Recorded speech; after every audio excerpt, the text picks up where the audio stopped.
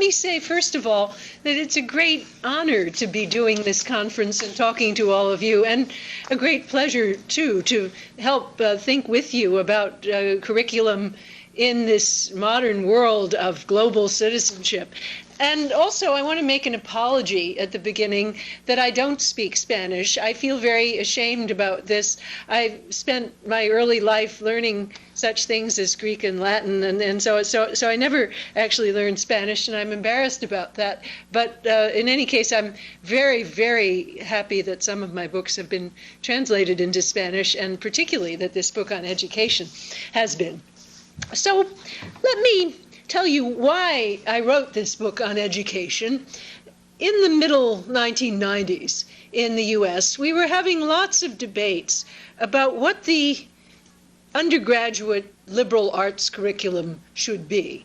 In other words, what courses should all undergraduates take together as a general preparation for citizenship and life? And our debates were often very divisive. There were some people who were saying, oh, we should only learn the great books, the old books of our tradition that have been famous for a long time. And then other people were saying, well, no, because we live in a new world now. And we live in a world where we have to get along together and be able to talk well to people from different groups within our own nation, racial minorities. The concerns of women have to be represented, concerns of all kinds of different groups within our society we have to be able to talk about and understand. But then also we live in a world that's interactive. And it's very easy for people from the United States to walk into the world thinking all they need to know is about America.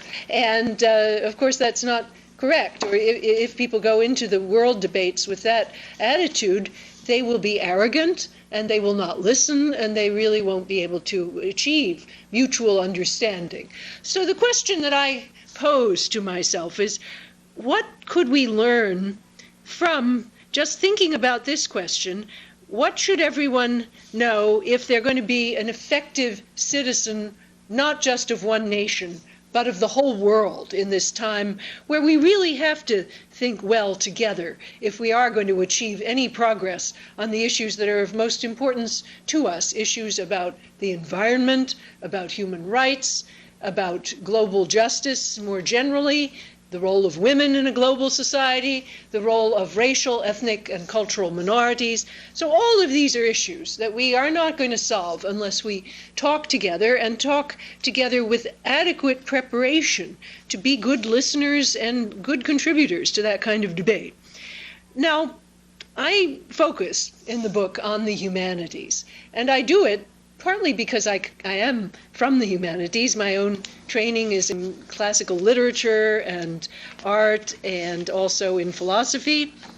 But I also wanted to focus on the humanities because I think everyone agrees that science is very important for global citizenship. And everyone agrees that somehow economics is important. But often the humanities are not part of that debate. And I think what happens when the humanities are not part of that debate is that it's a very impoverished debate. I myself have been very involved with the effort to promote what's called the human development perspective in international discussion about development with 1998 Nobel Prize winner Amartya Sen. I've been one of the pioneers of the capabilities approach to international development, which is an approach that draws insights from the humanities about the quality of a human life and uses those insights to correct the narrow and defective approaches of traditional economics. So I'm a real passionate advocate for the humanities, and I think we don't get an adequate account of what a human life is and what it might be to improve the quality of a human life if people aren't educated in the humanities, in literature, art, and philosophy, as well as in science and economics. So that's the part I'm going to focus on, but I think we have to focus on it because it's that part that's often left out, and it's mocked even as being useless, as merely empty frills, and so on. So in the book, I argue that there are actually three abilities that an education in the humanities should cultivate. and that all of these are essential for good global citizenship. First is what Socrates called the examined life. That is the ability to challenge your own traditions, to look through and into your habits, not just to be an unthinking continuer of a tradition or of a habit, but to challenge what your parents have taught you, to ask why, and to ask, do we have good reasons for the ways that we actually do things? So Socratic teaching takes the beliefs that we all hold dear and it asks what lies behind them, what reasons we have for them. And then, of course, we can have a dialogue with each other that's richer. So Socratic thinking not only cultivates the inner life of each person, making you richer because you've asked, why should I stand for this? Is this really me? But we also then can talk to each other better, because instead of just saying, well, this is what I think, and this is what you think, we can say, well, this is why I think this, but what are your reasons for what you think? And then we can have a dialogue that's a real dialogue, instead of just trading claims and counterclaims like on U.S. talk radio. We always have that way of talking to each other. Instead of that, we can actually think together. I interviewed one student for the book who said that before he had his critical thinking course in philosophy, he actually didn't know that you could think about the arguments that supported positions that are different from your own. And he was absolutely astonished when he was assigned to argue in favor of limiting the death penalty, because he actually believed in the death penalty, and he didn't know what it was to actually think about what the reasons were against the death penalty.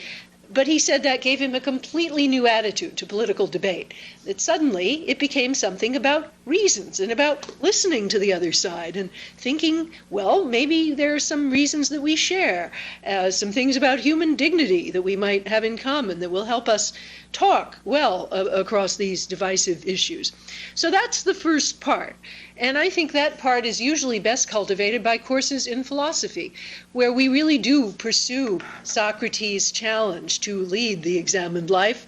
And often we might do it by reading Plato's wonderful dialogues, because I think that's a very good starting point for critical thinking of all kinds.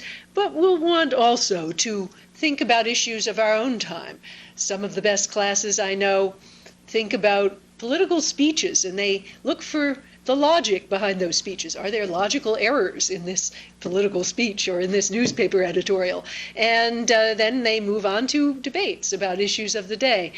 So that kind of class, which often goes on then to study major approaches to justice, to the foundations of ethics, that is what would fulfill the first part of my requirement. And I think that's really crucial for global citizenship, because otherwise democracy is not going to work very well. Socrates himself lived in a democracy where people just made boasts and claims, and he said that he was like a gadfly on the back of a noble but sluggish horse. The horse was the Athenian democracy, that he was stinging it to wake it up so it could do its own business in a more wide-awake way, in a more reasonable way. So that's what I think philosophy contributes to global citizenship. The second part of my proposal is the ability to think as a citizen of the whole world, not just as a citizen of some local region or group. Now, this is very broad, and it requires a lot of things, but in particular, it requires a lot more learning than our students used to get about the rest of the world.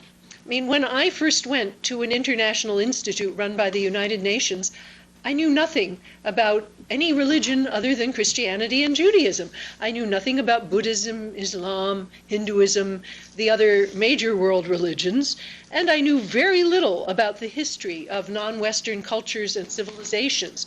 I didn't know very much about minorities within my own culture.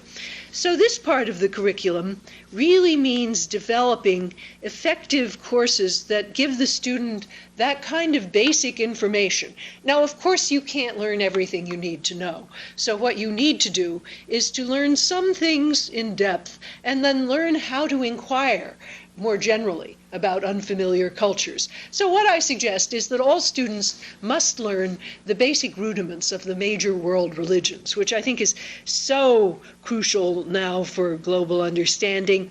It should be possible for every citizen to have a knowledge of Islam that's more than a set of simplistic cliches, to know the internal diversities and debates within each religion, but then to have some very basic understanding of global history and the histories of non-Western cultures and traditions as well as one's own, and then to have some examples of how to inquire in more detail into one unfamiliar tradition.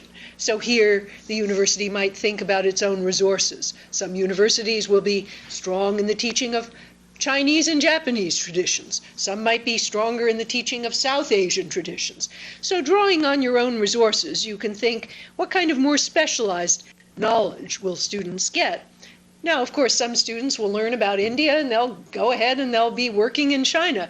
But it doesn't matter in a way because you've learned how to inquire. You've learned what questions you need to ask about the enormous differences in family traditions, traditions of political debate, traditions of academic development in a different culture. Then, further, you need to think about the minorities within your own culture.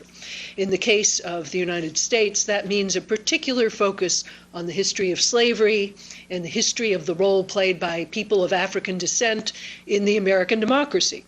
And so I think all students should have a course that focuses on race if they're in the United States. Now, in other cultures, you've got to really think, what are the minorities that you're particularly likely not to understand, and then focus on that. Native peoples would be one example. What are the problems of indigenous minorities, and what are their cultural contributions? What are their histories of suffering and inequality? And then I think in pretty much every country, there need to be courses that focus on the achievements and the struggles of women. Because even though they're everywhere in the curriculum, traditionally, they're nowhere, because history has traditionally been taught with a focus on political history. Literature has often been taught with a focus on the achievements of men. And so you have to start thinking about what have women contributed to the culture and what are their problems. I would like every class to learn the basic data about women's education all over the world, the tremendous inequalities in educational opportunities for women in different parts of the world, the inequalities in basic health and life chances. So knowing something about those struggles all over the world, but then focusing in on your own culture. And finally, I think it's very important for an undergraduate curriculum to include responsible discussion of sexuality and sexual minorities, because we all have deeply held feelings about sex. We all belong to traditions. Many of us belong to religions that have deeply held views about that. But we also need a responsible public debate about issues like contraception, abortion, homosexuality. Now, here it's often very difficult, and there will be often very divisive debates about what it means to include teaching on these extremely sensitive issues in an undergraduate curriculum. But I think historical understanding can always be very, very valuable. I think it's very helpful to teach the history of Greek homosexuality when you're approaching this divisive issue, because then it's a culture that's quite far away, so you don't have to face your own modern issues right away. But you can also see that an intelligent civilization has actually had views that are very different from some of the prevailing modern views. So that can be one very helpful way of approaching a divisive topic. So all of that is the second part of the proposal. Then the third is what I call the narrative imagination. This means the ability not just to know a whole bunch of facts about history and other cultures, but the development of the imaginative ability to think what it's actually like to be in the shoes of a person different from yourself, to take on in your imagination some of the emotions, some of the thoughts that a person so placed might have. And I think that's an essential complement to the second part, and indeed to the first part, because you don't get any kind of adequate citizenship unless you have an imagination. When you meet somebody who's different, if you're always thinking, oh, well, that's someone someone who's different from me, then you're not going to have a good dialogue with that person, no matter how much you know. But it's only if you have this generous spirit of imagination where you can put yourself in that person's shoes and think, well, what was the experience of that person's ancestors under slavery? What's the experience now of an African-American man who walks into a grocery store and finds that everyone is holding on to their purse, thinking that that must be a thief over there? So that imaginative ability is cultivated above all through courses in literature and the other arts.